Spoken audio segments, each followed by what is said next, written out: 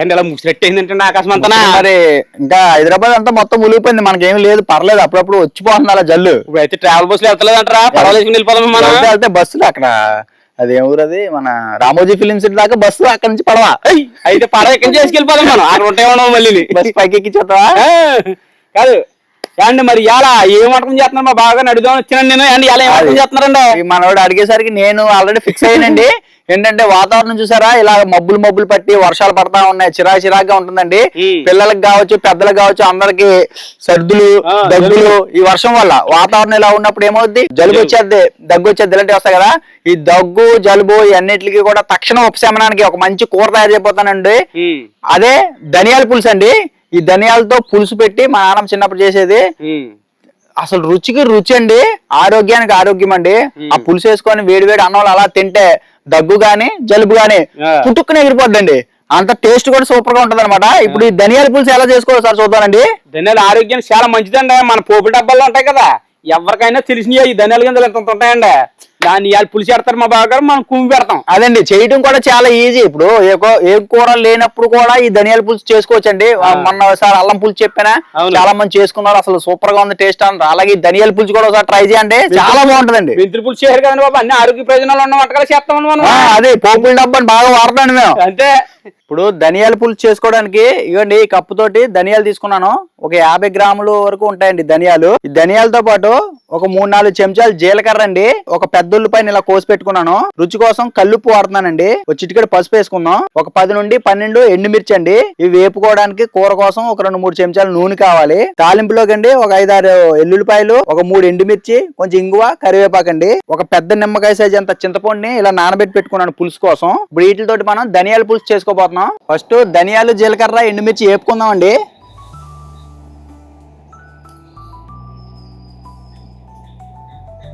ఒక చెంచా నూనె పోస్తున్నాను. ధనియాలు వేపుతున్నానండి. ఫస్ట్ ఈ ధనియాలు వేగుతుండగానే జీలకర్ర కూడా వేసేసుకుంటున్నానండి.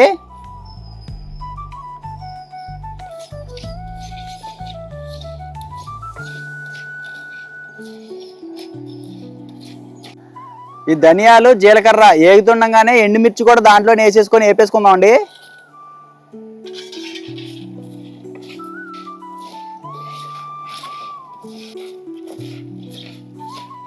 ఈ 3 ఏగిపోయినాయి కదండి. ఇప్పుడు దింపేసుకొని కొంచెం చల్లారిన తర్వాత రోడ్లో దీన్ని ముద్ద కింద చేసేసుకుందాం అండి, కొన్ని నీళ్ళు పోసుకొని.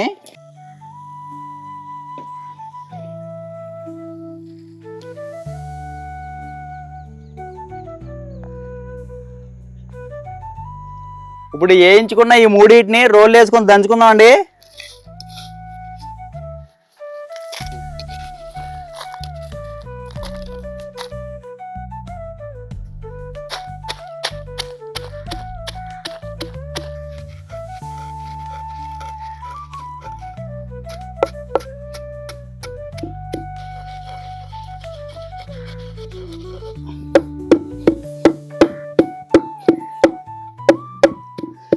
ఈ ధనియాలు జీలకర్ర ఎండుమిర్చి ఇలా మెత్తగా దంచేసుకున్న తర్వాత దీంట్లోనే కోసి పెట్టుకున్న ఉల్లిపాయ ముక్కలు అండి, ఇవి కూడా వేసేసి దంచేసుకోవాలి మెత్తగా.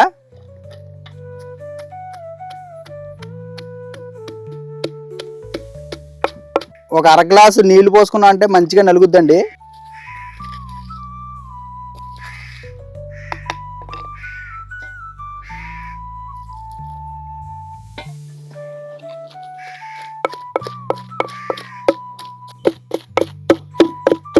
మెత్తగా నలిగిపోయిందండి, తీసేసుకుందాం.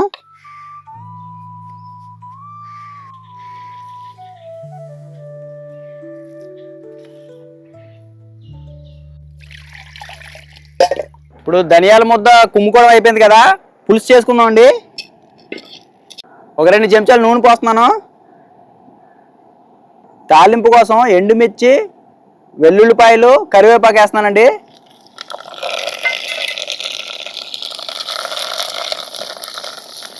దీంట్లోనే కొంచెం ఇంగువ వేస్తానండి.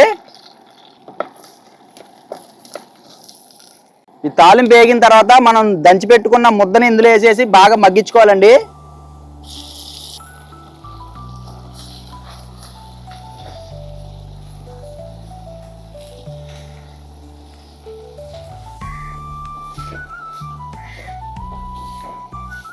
దీంట్లోనే ఒక చిటికెడు పసుపు వేస్తున్నానండి.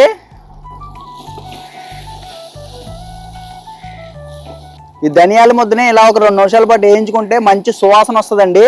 అప్పటి వరకు వేయించుకోవాలి. ఇలా నూనె కూడా ఇలా బయటకు కనపడుతుంది అనమాట. పచ్చివాసన అది పోయి కూర భలే రుచి వస్తుందండి. ఇప్పుడు ఆ ముద్ద అలాగా ఉడికిస్తున్నాం కదండి నూనెలో. ఇప్పుడు చింతపండు పులుసు దాంట్లో పోసేసుకోవాలండి మనం.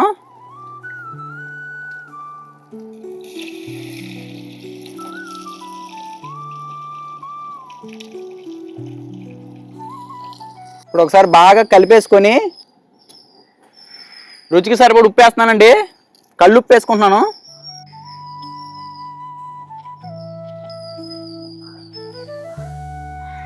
ఇలా బాగా కలిపేసిన తర్వాత మూత పెట్టేసి ఒక 5 నిమిషాల పాటు పులుసు మరిగించాలండి.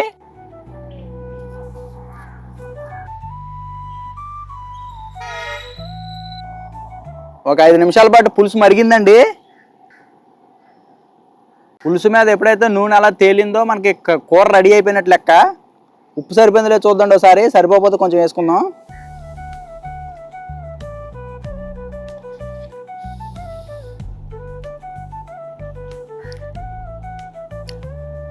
కరెక్ట్గా సరిపోయింది ఉప్పు కారం. దీంట్లో మనం సెపరేట్గా కారం ఏమి వేయమండి. ఎండుమిరకాయలు వేయించి కొట్టాం కదా, అదే కారం. ధనియాల పులుసు రెడీ అండి. ఇక వేడి వేడి అన్నంలో పెట్టుకొని తింటమే తర్వాయి.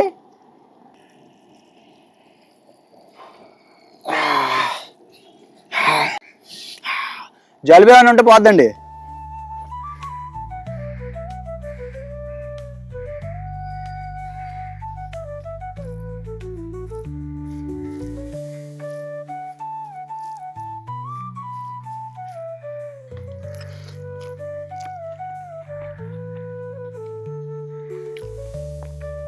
బా డిఫరెంట్గా ఉంది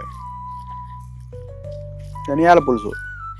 మనకి బిర్యానీతో గ్రేవీ ఇస్తారు చూసారా, ఆ టైప్లో అనిపిస్తుందండి. బాగుంది, సూపర్ టేస్ట్ వచ్చింది. రోజు ముక్కలు కక్కలే కాదు, ఆయుర్వేదం ఇలాంటి మధ్యలో అప్పుడప్పుడు తింటూ ఉండాలి.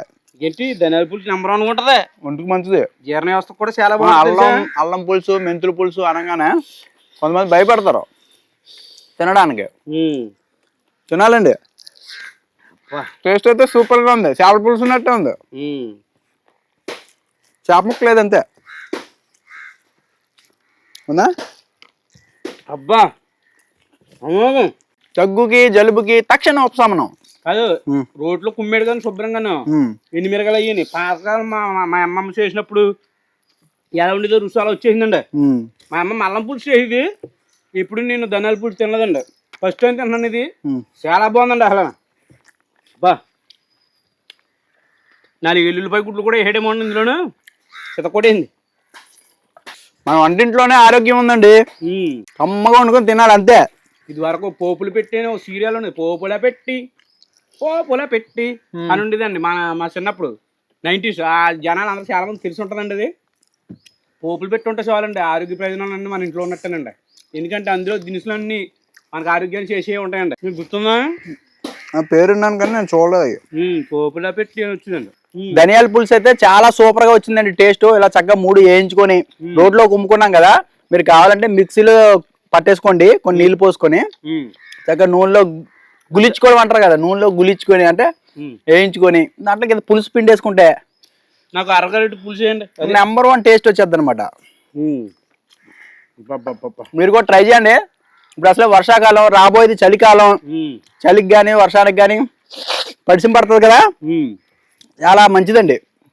ఏం పడుతుంది పడిసిమా అంటారు కదా, ఒక దగ్గర పడిసం, మా దగ్గర అయితే రొంప అంటారండి. రొంప అంటే కొంతమందికి రొంప అంటే తెలీదు. కొన్ని ప్రాంతాల్లో ఏమంటారు సర్ది అంటారు కొన్ని ప్రాంతాల్లో. నాకైతే ఇక్కడ రొంపట్టేసిందని అంటాం. రొంపట్టేసింది అదండి. మా ఈ ఆరోగ్య ప్రయోజనాలు ఇచ్చే ధనియాల పులుసు వీడియో నచ్చితే లైక్ చేసి మా గోదావరి ఇంటి రుచుల ఛానల్ని సబ్స్క్రైబ్ చేసుకోండి. మరిన్ని వీడియోల కోసం మా ఛానల్ ఫాలో అయిపోండి. వెళ్ళొస్తామండి, కాకులు అరిచేస్తున్నాయండి.